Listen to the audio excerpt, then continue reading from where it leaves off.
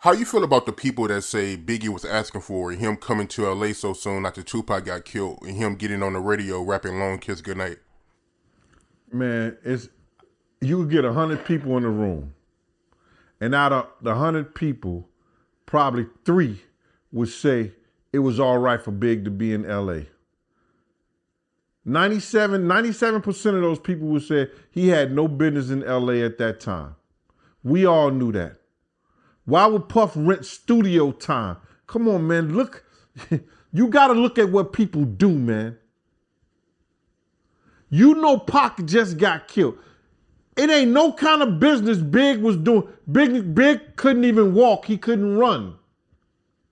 They was pushing him around in a wheelchair, brother. Why the hell would you rent studio time in LA for him to finish your album when in fact you got your own studio, Daddy's house? Let's keep it a buck. Let's stop this bullshit, man. Let's stop doing these interviews, man, about this shit. Because people ain't getting it. He did not want the beef with the Crips. Puff ain't want the beef with the Dog Pound, Snoop them or whatever. Big started that beef. You understand what I'm saying? Puff ain't want none of that beef. So what I'm gonna do is,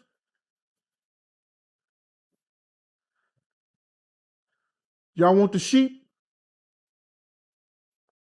I'm gonna put them out the pasture.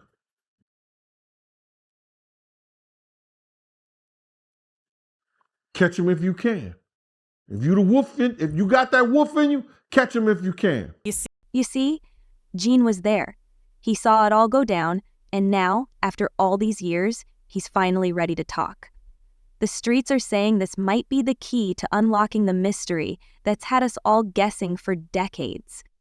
So get ready, because we're about to dive into some serious drama that'll have you questioning everything you thought you knew about Diddy and Biggie. Why in the hell you would put your man in a situation by sending him to Cali to work on your album? When you know, not his Nimitz, but your Nimitz was just murdered by niggas that you was running with. Why would you do that? Oh, they just wanted to do business. Business my ass, man. No homo. Because you know how some of these niggas out here be thinking, right? They hear that. Keep it real, man. Why is he out there working on Puff album when you got the Hit Factory? You got Daddy's house. You got the place where Tupac was shot at, Quad Studio. There's plenty of places Big could have been. Why the West Coast? Come on, man. And then you got a half retarded ass niggas like Lil C. Big love Cali. Big wanted his publishing. Big wanted his marketing. He knew he couldn't go nowhere and be who he needed to be without it. So if Puff would have told that nigga to go to hell with gasoline draws on, that nigga would have went to hell.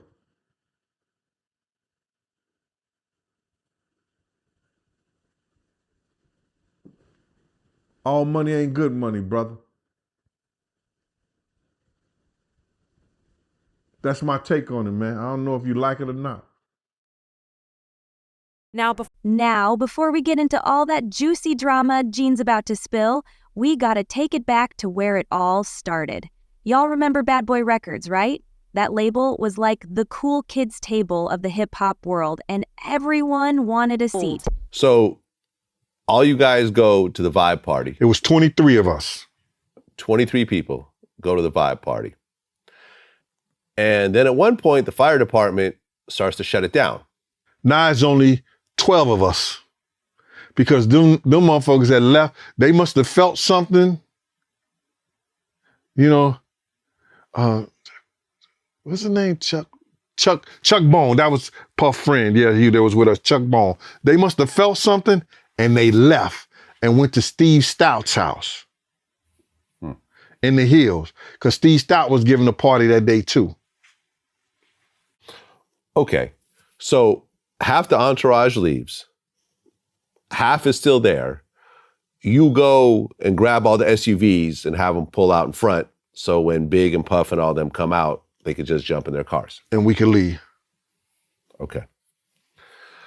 So tell me about the scene outside as you're waiting for everyone to get in their cars and start to take off. So first we lined up parallel to the door in which they have to come out. Right?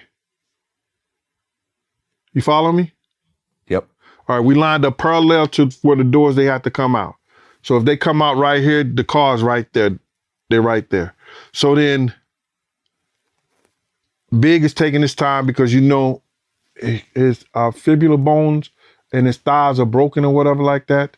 They fractured or whatever. So it's taking them a long time to come out. So they get out, Big gets in the car, everybody get loaded up. I said, come on, let's go. We ready to go. Puff is running back and forth like, yo, he'll see a girl, he'll go grab a girl. He said, yo, Gene, remember her, she coming to the party tomorrow. I'm like, remember her? What the fuck is you talking about, bro? I've never seen him act. So picture this. It's the early 90s, and Diddy's out here hustling like his life depends on it. He's got this vision of creating a label that's going to change the game, and did he ever? Bad Boy Records wasn't just a label. It was a whole vibe. Diddy had this magic touch. Everything he touched seemed to turn to gold. Ever, because he don't act like that. Because even in New York City, once Puff get in the car, he'll leave his mama. We gone, we out. So Puff is like looking, and if you see the cameras, you see him running back and forth, looking and everything like that. So I said, Big man, what we standing around here for? He said, that's your man. That's your man. And I said, yeah, all right. So then I said, Puff, what's going on? He said, yo, Paul and them ain't got their car yet. I said, this guy's a cop out here and they can't get his car out the garage thing. I got all these cars. I got these cars out of. What are you talking about? You understand? So now we pull out the driveway. When we pull out onto the driveway, now this is the driveway. We pull onto the driveway, and I don't know the street. Is it Wishaw or Fairfax? Which street is right there on the side of that? Is it Not sure. Wishaw or Fairfax? Well, whatever street is right there, when you come out the driveway, you got to make a right turn.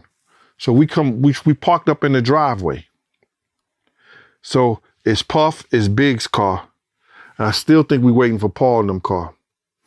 So now they get, people are coming by. Now, y'all seen a lot of videos.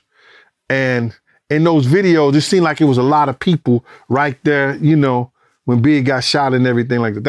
That's on the other side of the venue. But let's be real, Bad Boy wouldn't have been half of what it was without the one and only Biggie Smalls. That man was a lyrical genius, straight up. When Biggie dropped Ready to Die in '94, it was like the whole world stopped to listen. His flow, his stories, his swagger, it was all a next level. Now, Diddy and Biggie, they were like peanut butter and jelly. Salt and pepper, you get the picture. They had this chemistry that was off the charts. Diddy knew how to package Biggie's raw talent and turn it into something the whole world could vibe with. And Biggie, he was the heart and soul of Bad Boy. Where all those people was walking back and forth right there. Because on our side of the street, it was nobody over there. You understand? So this guy in this blue and white shirt comes walking down. So he walks down and he just goes through the garage, you know what I'm saying, while the cars is lined up. I have my gun under my shirt. With my hand, sideways to the trigger like this. You know what I'm saying? You don't put it on the trigger or nothing like this. I got my gun on something like that. So the guy walks through and now I see Paul. I say, yo, Paul, what's up? He said, yeah, and the guy just kept on walking.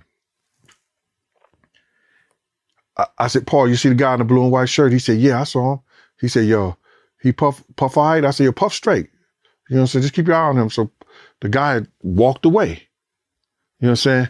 So then next thing you know, less than 5 minutes from that, hear this guy come down. He dressed in a blue suit, white shirt, blue bow tie. You understand? He comes and he just, it's a pillow right here. Puff is in the driveway. If you walking down the street, you can't see me. You know what I'm saying? Because I'm standing right by the pillow, right? So you can't see me. So when he got to the... But the streets were buzzing about these two. Everyone was saying how they were untouchable, how they were going to rule the rap game forever, and for a hot minute there, it really seemed like they would.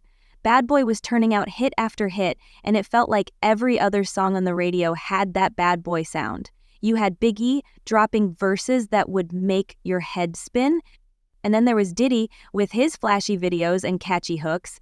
It was a match made in hip-hop heaven. You feel me? They were living large, making money moves, and setting trends left and right. Point, because he was walking closer to the curve than he was in the middle of the sidewalk. He was walking close to the curve, close to the cars. I see him, and Puff is about...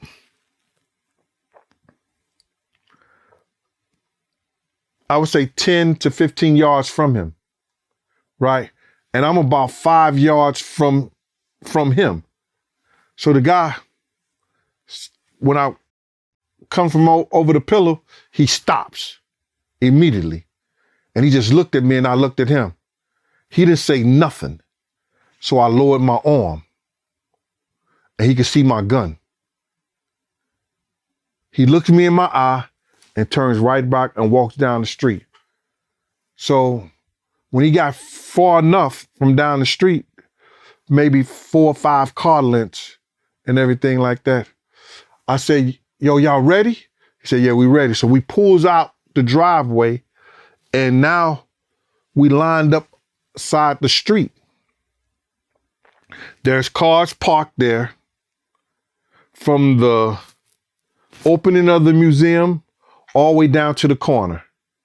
So we park right there coming out the garage and I see Paul and them. Big's man is across the street. He has a white Land Cruiser. He's from Philly. I think Charlie Baltimore may have been in the car with them. I'm not for sure. So when we pull out the driveway, Paul comes up to me. I say, yo, Paul, you good? You good? Y'all ready to go? You ready to go? I say, all right, because Puff had already made the decision that we're going to Steve Stout's house now. But here's the thing about success. It can be a double-edged sword. All that fame, all that money, all that power. It can change people, and not always for the better. The higher you climb, the more people want to see you fall. And Bad Boy, they were sitting right at the top. Now, on the surface, everything looked peachy keen. Diddy and Biggie were always seen together, always hyping each other up. They were like brothers. Or so we thought. But you know how it goes. What you see ain't always what you get. Leaving on. No, we were going to Steve Stout's house. I had got a call from Chaz. I had called Chaz and I let Chaz know. I said, yo, Chaz, we about to go to Steve Stout's now. I said, no, I'm coming down there where y'all don't go to Steve Stout's house. Y'all don't go to Steve Stout's house. And he didn't say anything on the phone. You know, he said, I'm on my way down there. You know what I'm saying? So he had left Steve Stout's in them house. So we parked on the side of the Peterson Museum. So when I said to Paul said we was ready to go, I say, all right, follow us. I tried to ride on side of the car. Puff said, yo, Gene, what you doing? I said, I'm riding on the side of the car. I'm gonna have my gun out. I'm on the side of the car. At the time, I'm 265. You know what I'm saying? I'm not the 330. You know what I mean? So I was a little slimmer back then. So he says to me, Gene, if you don't get in this car, you ain't gonna never work for Bad Boy ever again. I said, man, how the fuck you gonna try to tell me how to do my job? He said, Gene, we don't need that look. We don't need that look. Get in the car. As I go to get in the car, This motherfucker reached down and let his seat all the way back. So now I got to put my leg sideways. I'm like, yo, what the fuck is you doing? So behind those platinum plaques and $1,000,000 smiles, there was a whole other story brewing. The kind of story that makes you wonder if anyone in this industry can really trust anyone else. Because while Diddy and Biggie were out there looking like the dynamic duo, there were whispers in the shadows. Whispers about tension, about jealousy, about things not being as picture perfect as they seemed. And that's where our boy Gene comes in. He was right there in the thick of it all, watching as this empire was built, but he was also there to see the cracks start to form, the kind of cracks that can bring a whole empire crumbling down. And so then Kenny said, you ready? He said, you ready? I said, Kenny, run the next 3 lights. Run the next 3 lights, Kenny. Kenny said, for what? I said, motherfucker, run the next 3 lights, Kenny, or I'm going to drive. Run the next 3 lights. Kenny just took off. When he took off, we got past the light because it was a flashing red light. We got past the light and we got across the street. Tone, who was behind me, said, yo, somebody in the car pointing a gun at Big and them. I goes to open the door. Fucking, next thing you know, you hear it say, pow! Pap, pap, pap, pap. Yeah. 5 or 6 cars were like, pap, pap, pap, pap. Right? Fucking Kenny guns the car going forward. I said, Kenny, what the fuck is you doing? He said they shooting at Big. He said, we don't know who they shooting at. He then goes up the block, stops, and do this 3-point, something like that, U-turn, comes back, and as we... Let's talk about what was really going down behind those studio doors. The streets are saying that things weren't all sunshine and rainbows between these two. You know how it is, when money starts rolling in, suddenly everybody's got their hand out. And trust, that goes right out the window. Word on the street is that Biggie was starting to feel some type of way about his contract. You see, Diddy had this reputation for being, let's say, a little too hands-on with his artist's business. Some folks were whispering that Biggie wasn't seeing as much of that bad boy money as he thought he should. Coming back, we see the guy turning the corner from the corner. He was parked on the corner. Because there's no way he could have got on the side unless his car was already parked there. You understand what I'm saying? So now, we stops right in the middle, right in front of Big's car. We stops. Puff jumps out the front seat and runs around there to Big's car.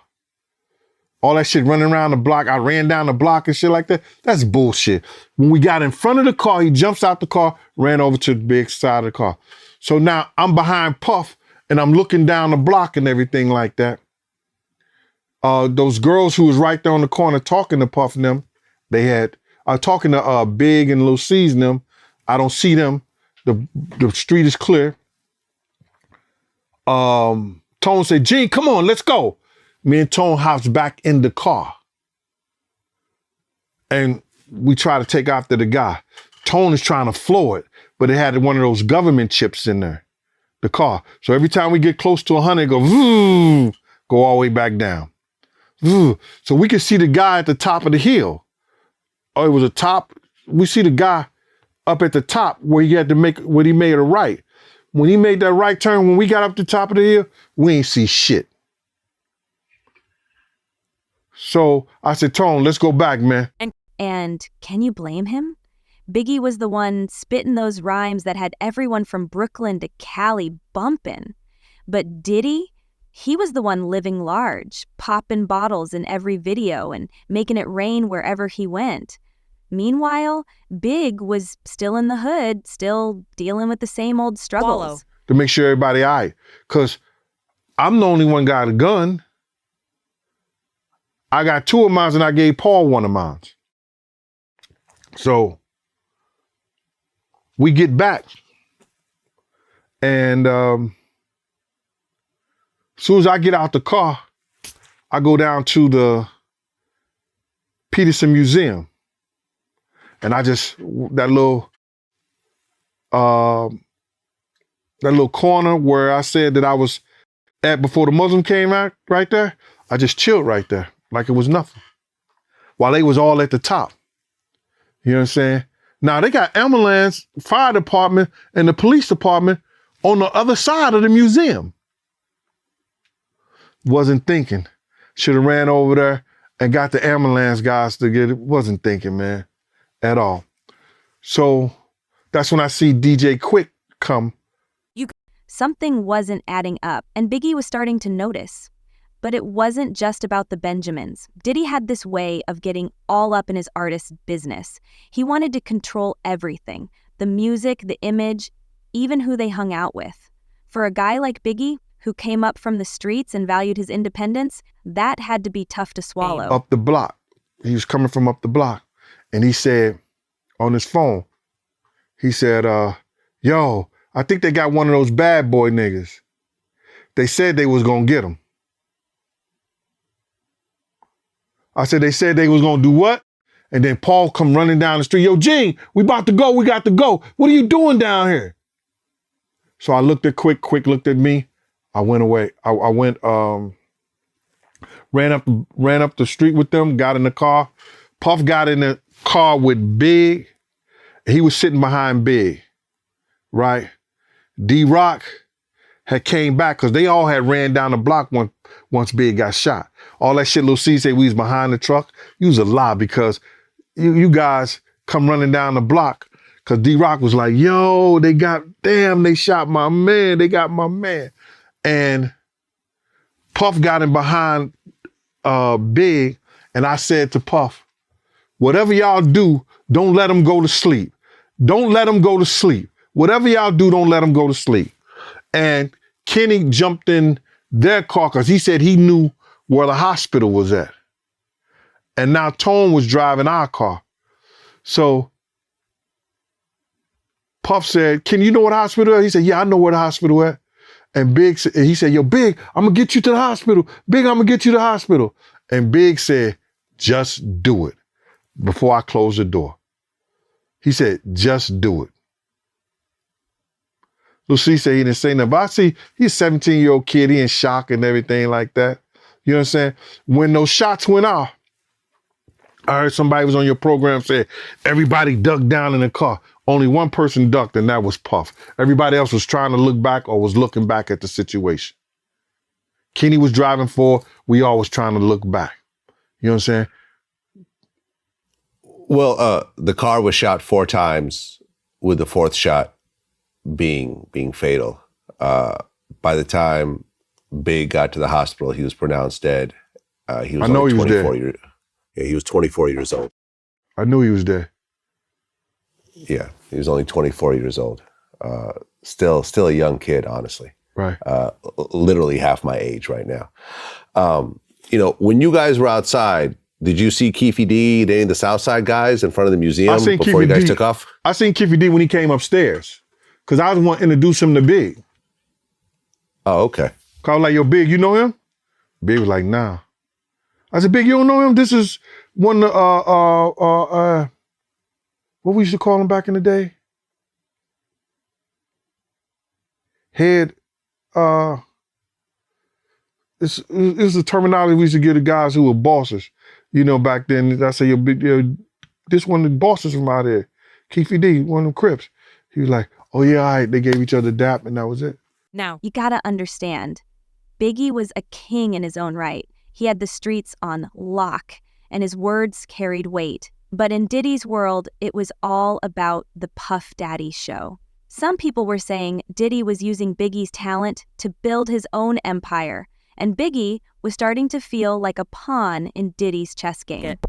Then the night of March 9th, 1997, there was a big vibe party at the Peterson Museum in LA. I guess Puffy talks Biggie into actually attending? Yo, that whole week, man, Puff was like, yo, man, yo, Big, you gotta come to this party. And he was like, yeah, all right, cause now he I know why he was calling him Diddy. So, you know what I'm saying? Yeah, all right, Diddy, all right. He said, yeah. So then Puff was like, yo, Big, you got to go to this party. You know, and he wasn't getting the response that he needed from Big to make sure that he was going to the party. So this was real odd. Puff came one day and he had Sally Richardson, her makeup person, and this other chick, I think. And he said, yo, I need D-Rock to ride with me. And then he said, Gene, you stay here with Big. And I was like, which was weird. So D-Rock stayed gone the whole day with Puff. And that never happened, you know. So I guess the chick liked D-Rock or whatever. That's what Puff wanted her to do. And next thing you know, I've gotten phone calls. I got a phone call from Unique. And now don't get it twisted, on the surface, these two were still all smiles and hugs, but Gene, he was seeing a different story. He was right there, watching the tension build, seeing the sideways glances, and hearing the heated arguments behind closed doors. It's like they say, money changes everything, and in the case of Diddy and Biggie, it was changing their relationship too. The more successful they got, the more complicated things became. Biggie was starting to question whether Diddy really had his back or if he was just another meal ticket. From Mecca Audio, right? And Unique from Mecca Audio say, yo, vest up. You know, those guys is coming to get y'all. I tell Chaz, the day of the party, I spoke to Chaz. He said, yeah, it's gonna be some street shit, bruh. I'm letting you know that. So now I called my man, I forgot his name D, but I called him. He used to fuck around with Jodeci. I asked him, was they coming to the party? Cause we going to the Vibe party. And he said, nah, we ain't going. So I come in the house, cause I was at the Beverly Hills Hotel, and I go directly upstairs. I say, Paul, where Puff at? He said, he upstairs with Kim. So I call him, I say, Puff. He comes to the top of the staircase. And I say, yo, Puff, I got some intel, brother. You understand? Now, Puff, no, he ain't never heard me ever tell him not to go nowhere. And I didn't tell him not to go nowhere that night. I said, Puff, I got some intel. The guys are coming to kill us tonight at the museum party. He said, Gene, I don't want to hear that shit. He said, you ain't got to go if you don't want to go. You understand? But I don't want to hear that. So, quiet as it kept, I'm the only one with toast. You know what I'm saying? I know Paul don't have nothing. I know D-Rock don't have nothing. I brought 3 with me. So, I'm thinking all kind of crazy shit. I was like, yo, damn, this motherfucker said I ain't gotta go. So I went in And let's not forget about the ladies. Rumors were flying that Diddy was getting a little too close to Faith Evans, Biggie's wife at the time. Now, we don't know if there's any truth to that, but you know how it is in this industry. Even a whisper of something like that can cause all kinds of problems. So while the world saw Diddy and Biggie as this unstoppable duo taking over the charts and living the high life, the reality was a whole lot messier. There was jealousy, there was mistrust, and there was a whole lot of ego clashing behind the scenes. In Andre Harrell's, he had this long wooden table in his like dining room setting. Oak wood, a beautiful table. And D-Mac, couple Puff kids from the street team, and one of his best friends, what's his name? Charles, they call him Charlie something. They was all at the table and stuff like that. And I just started bamming on the table, boom, boom, boom, boom. I said, fuck, man. And he said, cause I had that feeling inside me and something just came over. I said, yo, but I had my vest on, Alex. I said, yo, this shit's gonna go down. And then I said, somebody said, well, Gene, what's wrong with you? I said, my man, niggas is coming to kill us tonight, and y'all niggas is joking like it's a joke or something. Y'all niggas acting like this shit is a joke. Y'all talking about some fucking party. And D-Mac said, nigga, we lock and load together. We lock and load together. I said, I don't see nobody locking. I don't see nobody loading. I called the block, because back then you used to call on the payphones. They had the payphones. I called my block on 112th Street. Sean and Shay. I think Shay picked up the phone first, or I think Sean picked it up. One of them picked up the phone. And I said, put Slick on the phone. I said, yo, Slick, I got a call from Unique, and Chatham told me some niggas gonna come, get at us tonight. He said, listen, brother, don't fuck with them. Don't go then. Puff said he told you not to go, don't go. I said, nah, I ain't gonna leave them kids out like that. I'ma go. So then I hang up the phone and I read Rail House. I walked outside. Guess who's outside? It's Big, Tone, D-Rock. And that's the tea that Gene's been holding on to all these years. He saw how Diddy's controlling nature was starting to wear on Biggie. He witnessed the arguments about money, about creative control, about loyalty. It was like watching a pressure cooker, and everybody in the know was just waiting for it to blow. Now, you might be thinking all that drama between Diddy and Biggie was bad enough, but it was about to get a whole lot worse. Remember that East Coast, West Coast beef? Yeah, that mess was about to pour gasoline on an already burning fire. Rock and Lil C's and G Money, they in the car right there. Tone and D-Rock is outside. They had a Nerf basketball playing on this little basketball goal. And so then I say, Big. He said, yo, what up, Gene? I said, yo, man, niggas gonna try to come kill us tonight, Big. I just got some intel. Lil C said, Gene, go ahead on with that old cop shit. You think you know everything. So me and Big had a big conversation that night that day in the Winnebago, all the time that Puff and D-Rock was gone. And I said, when Lil C said, going with that cop shit, I said, yo, what you need to do, Lil C's, is get you a GED. You know what the fuck that is? He said, what's that? I say, a good enough degree, so they don't cheat you out your money like they did your man right here. And I was pointing at Big. You know what I'm saying? Because we used to snap at each other, you know what I'm saying? With the Harlem and the Brooklyn shit like that. So he said to me, yo, Gene, go ahead with that bullshit before I have Tone and D-Rock hold you while Lil C's get his shit off. I said, man, let me tell you something, bro. All that shit sound good. It may make you feel good, but it won't be healthy. And Big said, started laughing. And then next thing you know, Puff come walking out the door. Let's go. We all hops in the car. So picture this. You've got New York and LA, two cities thinking they're the hottest thing in hip hop. And right in the middle of it all, our boys, Biggie and Diddy. The streets were buzzing with talk about who was better, who was real, and who was just fronting. This beef wasn't just about music, honey. It was personal. You had Tupac out in Cali throwing shade at Biggie and the whole Bad Boy crew. And Biggie, he wasn't one to back down from a fight. The tension was so thick, you could cut it with a knife.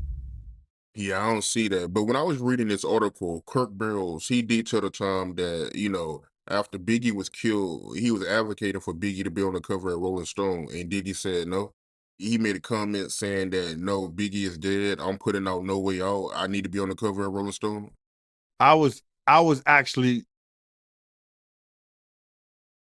bodyguarding Puff at that time, and I bodyguarded him through that whole Rolling Stone interview.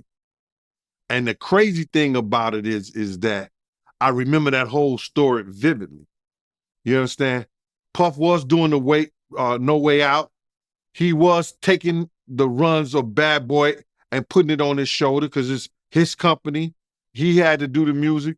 But they wanted to do, like, Big had a short-lived life, but the legacy, you understand? And Rolling Stone at that time, you talking about 97. It wasn't too many of us on that Rolling Stone. It wasn't too many of us on Rolling Stones, and Rolling Stones could have been considered what some people may say somewhat of a racist newspaper, a racist, publication. They wasn't making us like our culture. They wasn't putting us on the magazine of doing articles on us like they've done in the last 10, 15 years. You understand? So back then, for them to put Big on there and say it to his legacy, that would have been something real big for Rolling Stones and for Big and the people from New York. Oh, Gene's saying that this rivalry did a number on Biggie and Diddy's relationship.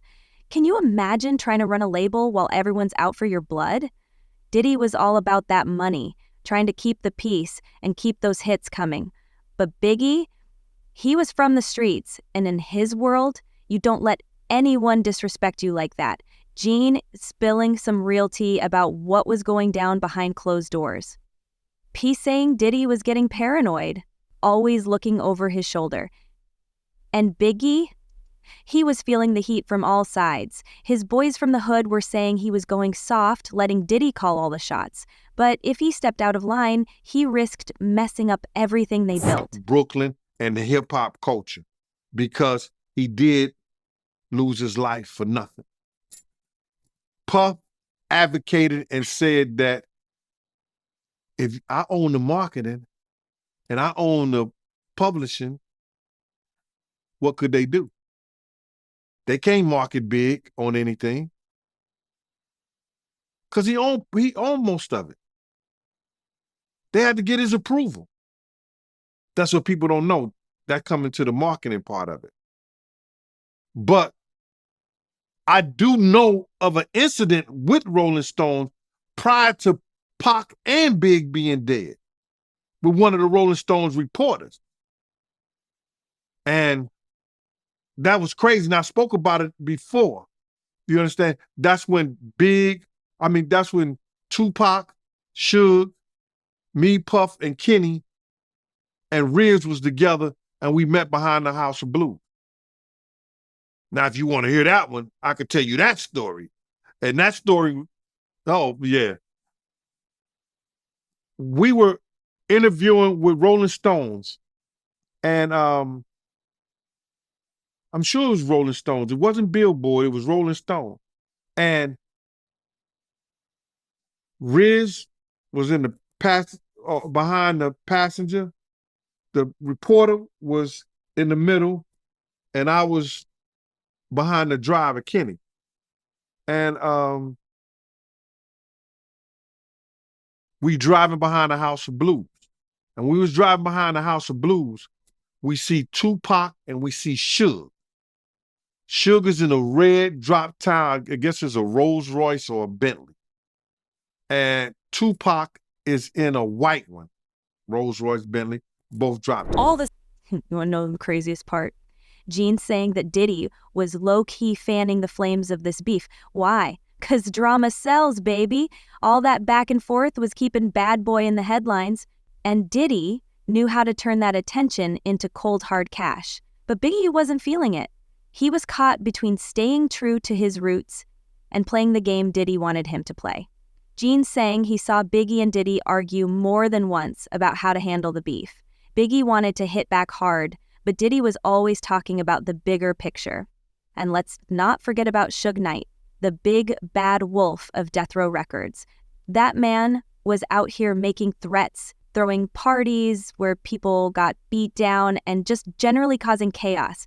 You know, Gene saying that Diddy was shook, always looking over his shoulder at events. And it was a van a couple of car lengths back behind them. I knew they was with them because there's no way they riding around with drop tops and they don't have no security. So then we had drove past them. And then Riz was like, yo, there go them niggas right there. There go those dudes right there. We drove back around. When we drove back around, Puff tried to speak to Pac. Yo, Pac, what's up? Pac is on his cell phone. Pac looked at him and just turned his head, didn't say nothing.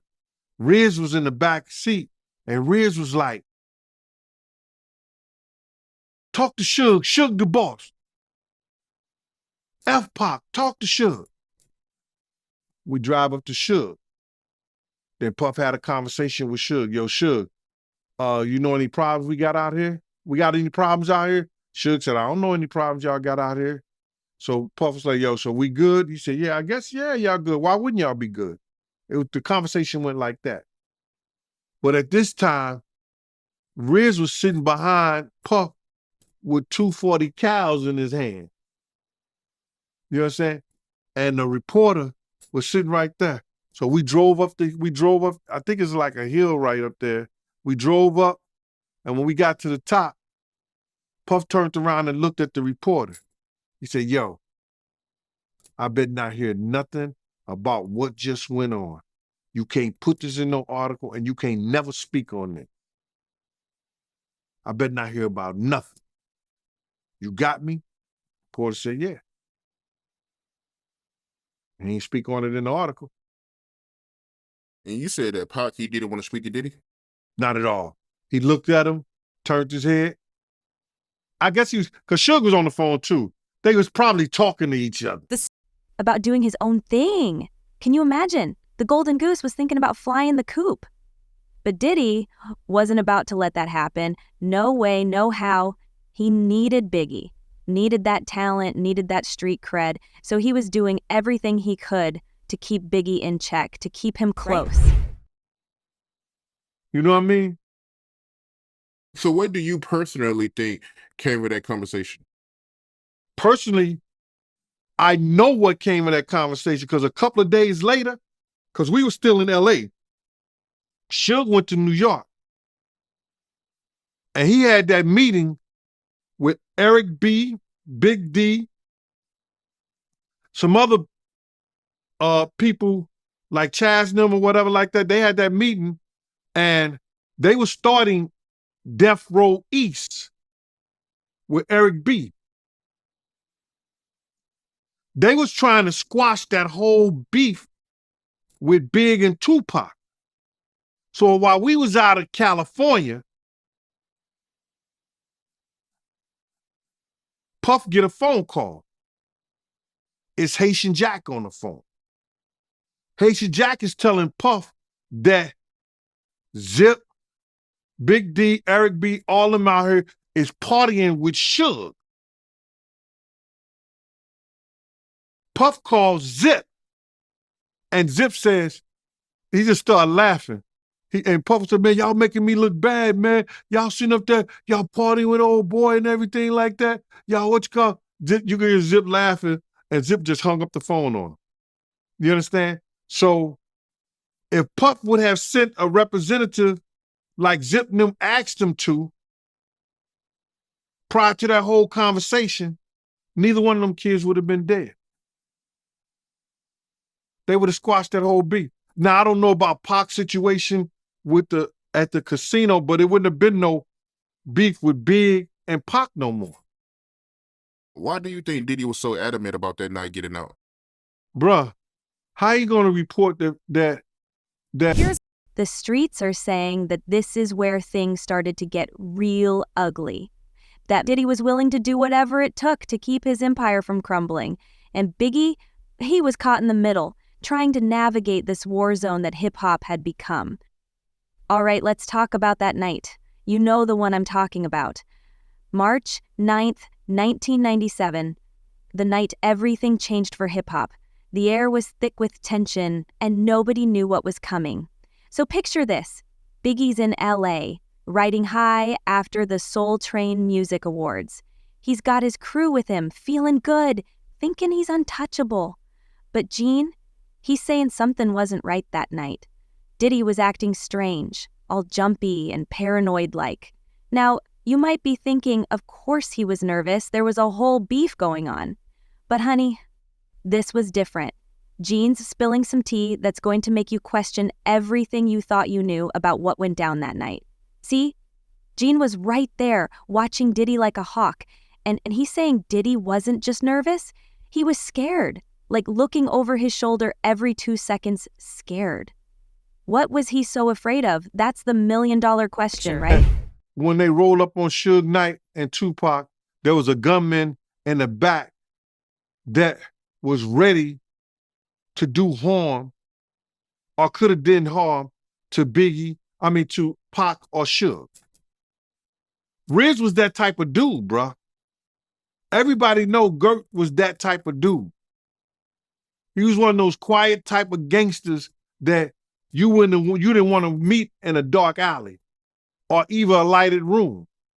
He's the same guy that died out there with BMF with Wolf. So he was about that life. God bless the dead. Yo, if you watch that Rolling Stones, if you read the Rolling Stones, it's a lot of information they got from your show, brother. When we talked about it, all they did say, a source, a bad boy source. You know what I'm saying? Because I wouldn't do the interview with them. You understand what I'm saying? So they said a bad boy source. All they did was try to they got a lot of information off of your platform. Then they went and said a bad boy source, not revealing the source who told them, which was me, and I didn't tell them nothing. It's just what they heard me say during these interviews.